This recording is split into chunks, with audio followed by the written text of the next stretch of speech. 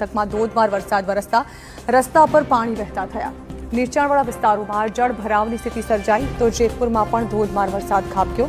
વરસાદના કારણે મગફળી અને કપાસ જેવા પાકને નુકસાન થવાની ભીતિ।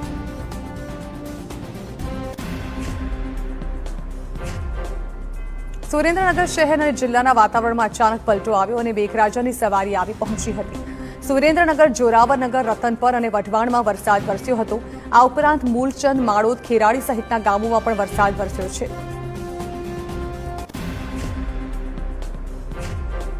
જામનગરમાં વરસાદ ખાબક્યો છે। ધ્રોલ શહેર અને આસપાસના ગ્રામ્ય વિસ્તારોમાં ભારે પવન અને ગાજવીજ સાથે ભારે વરસાદ વરસી રહ્યો છે।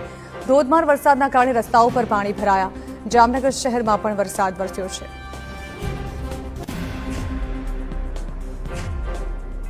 મોરબી શહેરમાં જોરદાર વરસાદી માહોલ છવાયો। શહેરના મોટાભાગના વિસ્તારોમાં વરસાદ વરસ્યો। કાળા ડિબાંગ વાદળો ઘેરાયા બાદ વરસાદી માહોલ છવાયો। સતત 5મા દિવસે પણ વરસાદના કારણે જિલ્લાના ખેડૂતો ચિંતામાં મુકાયા।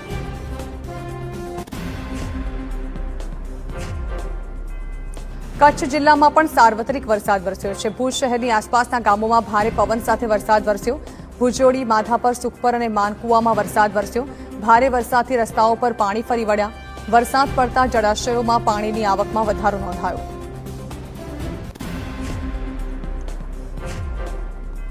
હવામાન વિભાગે રાજ્યમાં વરસાદની આગાહી કરી છે। સૌરાષ્ટ્રમાં ભારે વરસાદનું એલર્ટ જાહેર કર્યું।